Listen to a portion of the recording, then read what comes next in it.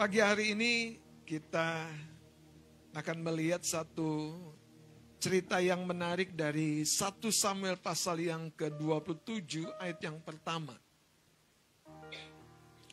Saudara, ada sepenggal cerita tentang Raja Daud yang ketika itu berada dalam satu kesusahan. Dan cerita Daud di dalam 1 Samuel pasal 27 ini adalah satu cerita, saudara, yang akan menolong kita memahami bahwa kita perlu mewaspadai apa yang menjadi perenungan di hati kita. Nah, mari kita akan baca sama-sama 1 Samuel pasal yang ke-27 ayat yang pertama. Kita baca 2-3. Tetapi Daud berpikir dalam hatinya, bagaimanapun juga aku akan binasa oleh tangan Saul. Jadi tidak ada hal yang lebih baik bagiku selain meluputkan diri dengan segera ke negeri orang Filistin. Maka tidak ada harapan bagi Saul untuk mencari aku lagi di seluruh daerah Israel. Dan aku akan terluput dari tangannya. Saudara, kalau kita membaca cerita ini dengan lengkap, saya mau kita memahami bahwa inilah cerita yang seringkali terjadi dalam kehidupan kita. Yaitu hati kita memaknai penderitaan seolah-olah hari esok akan begini terus. Minggu depan akan begini lagi. Bulan depan kita masih akan mengalami kesusahan. Dan tidak ada perubahan sama sekali. Dalam versi ini Daud mengalami sebuah perenungan di dalam hatinya. Yang membuat hatinya itu menginterpretasikan atau menafsirkan dengan semua kesusahan yang dia lewati seolah-olah tidak ada jalan. Dengan semua hari-hari di mana dia mengalami kesengsaraan akibat dikejar oleh Raja Saul, seolah-olah masa depan sudah tertutup bagi dia. Makanya kalau kita lihat lagi ayat 1 ini, tetapi Daud berpikir dalam hatinya, sebelum-sebelumnya tidak ada catatan yang seperti ini, maksud saya. Sebelum-sebelumnya Daud dengan gagah berani mempercayai Tuhan, menaruh imannya kepada Tuhan untuk setiap masalah, himpitan, tekanan yang dia alami ketika dia dikejar-kejar oleh Raja Saul. Saya baca lagi ayat 1 ini. Tetapi Daud berpikir dalam hatinya. Saudara, perenungan-perenungan di hati kita itu akan menjadi sebuah proses kita memaknai, kita menginterpretasi, kita memberi sebuah pemaknaan dari kehidupan yang kita jalani ini.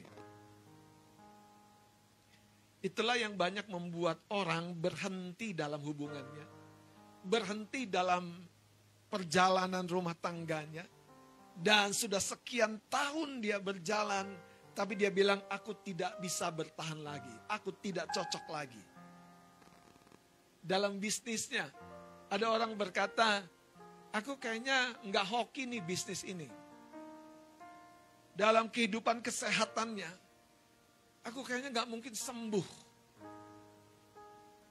Dan saya memberitahu, ini bukan pekerjaan setan. Ini pekerjaan dari sikap hati kita. Saudara, itu dimulai dari hati kita menginterpretasi, menafsirkan. Ada orang bilang, ombak besar, kita lari, ini mau tsunami. Tapi para peselancar di pinggir pantai itu bilang, ini yang kita tunggu. Para peselancar berkata, ini yang kita nanti-nanti. Di sini kita akan menari-nari. Bagaimana kita menginterpretasikan hidup kita. Coba.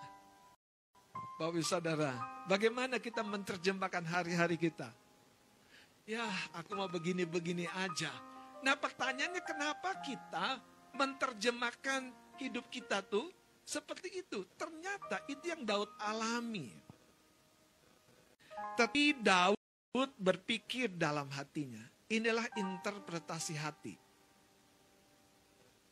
Kalau kita mulai merenung di dalam hati kita, di situ saudara, yang kita renungkan itu akan mempengaruhi langkah-langkah kita. Kita lihat lagi. Tetapi Daud berpikir dalam hatinya, bagaimanapun juga pada suatu hari aku akan binasa oleh. Daud mungkin lupa. Tuhan jelas mengurapi dia untuk menggantikan Saul. Jadi tidak ada cerita Daud binasa oleh Saul. Ia kesusahan akan dilewati, dan dilewati. Tetapi tidak ada cerita Daud binasa oleh tangan Saul. Saudara, bagaimana kita menginterpretasi, memaknai kesusahan-kesusahan?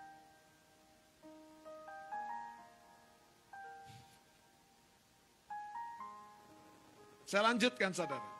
Jadi tidak ada yang lebih baik bagiku. Coba lihat saudara. Tidak ada yang lebih baik bagiku. Dia mulai berpikir keluar dari jalur. Dia mulai berpikir lari dari jalan-jalan Tuhan. Tidak ada yang lebih baik bagiku selain apa? Meluputkan diri ke negeri dengan segera. Ini udah kepepet, udah kebelat. Orang tuh begitu saudara. Kalau hatinya udah masuk konfliknya, masuk pressure-nya, masuk saudara kegalauannya. Dan kemudian saudara, nasihat temennya gak didengar. Nasihat orang lain gak didengar. Nasihat pemimpinnya gak didengar. Nasihat malaikat pun gak didengar. Maka jemahan atau interpretasi hati kita, itu kita harus waspadai. Nah, disitulah sebetulnya navigasi hidup kita.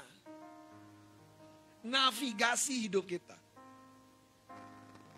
Kita bisa tenang di saat badai atau gelisah. Enggak tahan. Tergantung kita menginterpretasi badai ini. Badai ini coba akan lewat. Badai ini ya akan membawa sampah bersih dari pantai kita. Namun kita akan tetap ada di situ. Haleluya.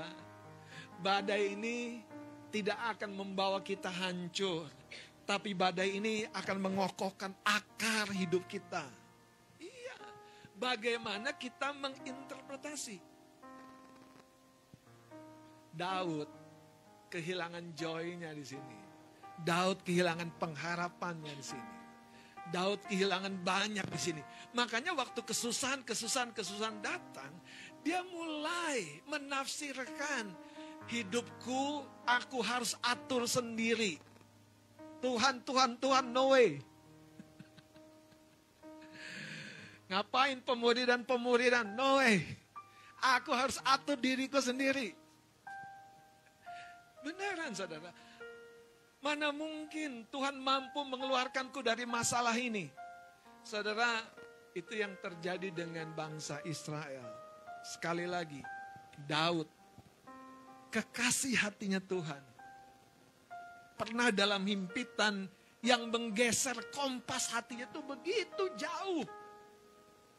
Sampai dia menerjemahkan kesusahan yang dia alami dari Raja Saul itu bukan pembentukan. Bukan proses.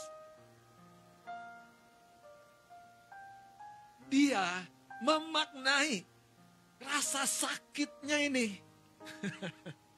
Itu bukan sebagai sebuah obat. Tapi dia memaknai rasa sakit ini. Ini harus aku kebaskan, aku harus lemparkan, aku harus buang. Padahal saudara, banyak orang disakiti tidak menjadi sakit. Karena dia memeluk, dia merangkul kesakitan itu.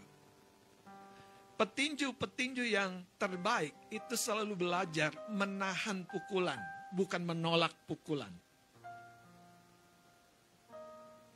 Benar, saudara. Itu sebabnya dia mulai dari rasa tidak takut ketika naik ke atas ring. Tapi kalau dia selalu diajari menghindar, dia cemas kalau menghadapi musuh yang lebih hebat. Itu sebabnya ketika Tuhan berkata pikulah salib. Dari situ sebetulnya kesuksesan kita. Ketika kita pikul salib, kita akan menginterpretasikan masalah yang lain dari salib itu. Tuhan sudah menang dari salib itu. Tuhan telah membayar hidupku dari salib itu. Coba saudara, saya mau fokus dari ayat 1 ini. Jadi tidak ada yang lebih baik bagiku selain meluputkan diri dengan segera ke negeri orang Filistin. Terus maka untuk mencari aku lagi seluruh daerah Israel dan aku akan terluput dari tangannya. Sebelum kita beranjak dari ayat ini, 1 Samuel 27 dan perenungan Daud inilah yang membuat dia jatuh dalam masalah di kota Ziklag. Di pasal, kalau kita lihat saudara, pasal yang ke-30. Kota tempat di mana Daud dengan pasukannya diberi kesempatan untuk tinggal itu namanya Ziklag. Di situ keinsafan yang mendasar di hidupnya. Dia bilang sama Abiatar imam itu, ambilkan baju efod. Sebelumnya dia mikir sendiri, dia berjuang sendiri, dia menafsirkan sendiri. Tapi hari itu, di kota Ziklag itu, dia duduk menyembah. Ya saudara, coba kita lihat baca dengan cepat. 1 Samuel pasal yang ke-30. Ceritanya tidak jauh berbeda. Daud sangat terjepit ayat yang ke-6. Dan Daud sangat terjepit karena rakyat mengatakan hendak melempari dia dengan batu. Seluruh rakyat itu telah pedih hati masing-masing karena anaknya laki-laki dan perempuan. Tetapi apa? Daud mengeluarkan kepercayaannya kepada Tuhan Allahnya. Sebelumnya, di 1 sampai pasal 27 tadi, Daud tuh lagi sepertinya boring, jenuh. Teman-teman, kuatkan kanan kirimu. Katakan, percaya kepada Tuhan. Kuat dan teguhkan hatimu. Terus pasal yang kedua, saudara. Ayat yang pertama. Ini cerita tentang orang lumpuh yang disembuhkan, yang dibawa dan diusung oleh 4 orang. Kalau kita melihat peluang kan senang. Tapi apa yang terjadi kalau kita lihat tidak ada peluang, seperti cerita ini. Makanya saudara begini, orang dunia yang bijak, bukan orang Kristen maksud saya, itu bahkan berkata begini, di balik setiap krisis, sisi lainnya, ada peluang yang besar. Makanya waktu COVID, yang tadinya tukang jahit baju, sekarang dia menjahit masker, bikin masker. Jualan masker ke seluruh dunia. Jadi orang kaya karena COVID. Krisis apa dalam hidupmu, sekitarmu sedang terjadi? Mana mungkin orang bisa memanfaatkan itu tadi. Interpretasi kita yang menentukan. 5 roti 2 ikan. Murid-murid Tuhan berkata, apa artinya? Mereka sudah biasa menginterpretasikan, memaknai, menafsirkan keadaan itu menurut logikanya yang terlalu terbatas. Makanya murid-murid Tuhan berkata, apa artinya? Buat Tuhan kita, wow, itu lebih dari cukup. Kasih tahu kanan kirimu, katakan hidupmu lebih dari cukup. Markus pasal yang kedua, ayat yang pertama, saya akan baca dengan cepat. Kemudian, sesudah lewat beberapa hari, waktu Yesus datang lagi ke Kapernaum. tersiarlah kabar bahwa ia ada di rumah. 2 sama-sama. Maka datanglah orang-orang berkerumun sehingga tidak ada lagi tempat, bahkan di muka pintu pun tidak. Sementara ia memberitakan firman kepada, bahkan di muka pintu. Mau ngintip aja nggak bisa. Mau nengok aja nggak bisa. Di muka pintu sudah penuh sesak di rumah itu. Tetapi yang menarik saudara, 4 orang yang mengangkat 1 orang lumpuh ini tidak membiarkan pikiran-pikiran lain, keterbatasan yang secara lahir ya membuat langkahnya berhenti.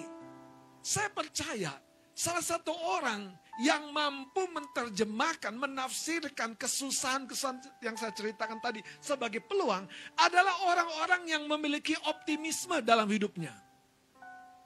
Kaleb usianya jauh dari kata muda. Kira-kira 84-85 tahun. Tapi dia berkata, aku masih sama kuat. Dan itu bukan sekedar kata-kata biasa. Kenapa? Kalau Anda baca cerita Kaleb, dia terlatih mengelola hidupnya. Menurut terjemahan yang terbaik, bukan di luar. Bukan fisiknya, tapi janji Tuhan yang diucapkan Musa. Yang dari Tuhan, itu memperkuat saudara dirinya. Aku percaya, aku akan memasuki yang Tuhan janjikan. Daud sebaliknya, dia berkata sebaliknya, satu saat aku pasti mati. Namanya kalau kita menjadi salah seorang yang menggotong 1 orang lumpuh itu, kita akan bilang begini, besok aja deh, besok aja. Lu gila, lu maksain Tuhan. Maksain. Kalau cerita ini gimana kita menerjemahkannya? Inilah yang Tuhan mau sampaikan gini. Tahun 2025 ini, kalau kita memaknai menurut kendala, masalah, cerita negatif, kesusahan yang kita alami, dan kita seperti Daud, pada akhirnya, haleluya, sekalipun gak enak ngomongnya, kita akan tetap menjomblo. Siapa bilang? Cerita belum selesai. Tahun-tahun dalam hidupmu sangat jauh berbeda. Haleluya.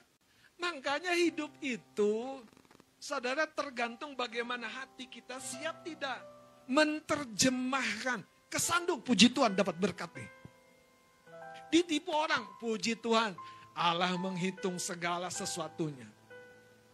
Aku pasti akan menerima ganjaran. Kenapa? Karena aku ikhlas ditipu.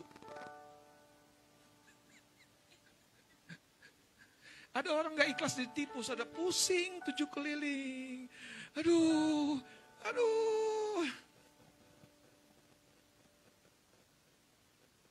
Saya selalu bilang, yang minjemin dan yang minjem siap-siap dicobai. Kenapa enggak Anda latih hati Anda dengan keikhlasan itu? Makasih Tuhan, aku happy jadi orang yang dipinjam terus. Aku happy Tuhan. Aku bahagia. Hatiku tambah lebar. Aku pasti diberkati. Atau Anda bilang gini, ya gua lagi jadi sasaran.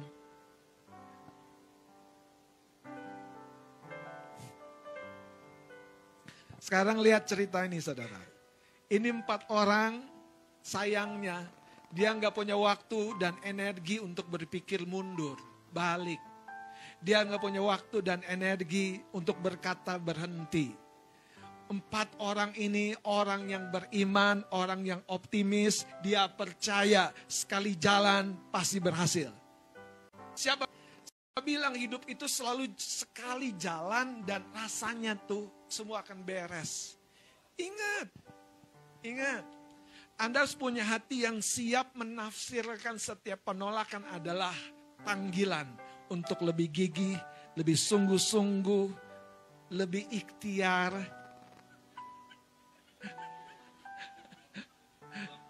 Lebih berjuang. Masih muda pindah kerja kok takut. Tunggu sampai geledek. Ya deh aku pindah. Saudara, jadi orang yang berani mengambil resiko. Karena seorang yang berikhtiar untuk maju, dia selalu merangkul, memeluk keadaan yang tidak nyaman. Ya menyesuaikan diri lagi deh. Ya belajar lagi deh. Ya begini begitu lagi deh. Saya mau kasih tahu. Itulah yang Tuhan mau dalam hidup kita. Amin. Dengan hati apa yang kita pikirkan, kita renungkan. Kadang-kadang kita melihat gini, Pak Pendeta baik sama dia aja. Loh, gimana kamu melihatnya? Dari versi mana? Tuhan kayaknya udah meninggalkan aku. Seperti Daud. Karena yang terjadi masalah dan demi masalah. Padahal itulah yang terjadi, saudara, ketika seorang yang akan dinaikkan begitu tinggi. Tidak ada habis-habisnya Tuhan sepertinya menguji dia, menyesah dia, melatih dia. Tetapi satu hal, supaya akarnya bukan melekat kepada kemampuan, kebiasaan dirinya. Tetapi kepada satu-satunya penolong, yaitu Tuhannya, yang melantik dirinya. Hari ini jangan buang, saudara, waktu-waktu dalam hidupmu. Dengan menyesal, dengan berpikir. Seperti Daud. Jangan buang energimu, saudara. Sehingga engkau berkata begini, gak mungkin, gak bisa, gak ada jalan. Sehingga engkau mulai melangkah menurut tadi perenungan itu.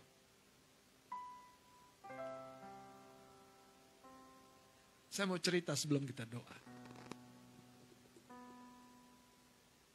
Ketika musyawarah besar GPI kemarin, saya ketemu dengan teman-teman dari berbagai daerah.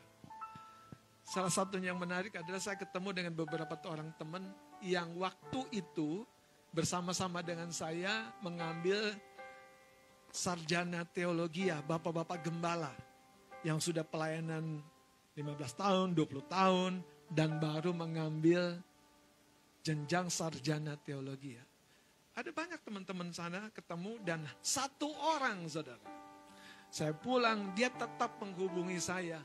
Pak Robert, ini kesempatan, ayolah kuliah lagi. Kuliah lagi. Saudara, entah bagaimana saya seperti tersihir. Saya berpikir simpel, nggak ada yang buruk ya. Dan saya ambil kuliah lagi juga bukan untuk menambah berat beban titel saya.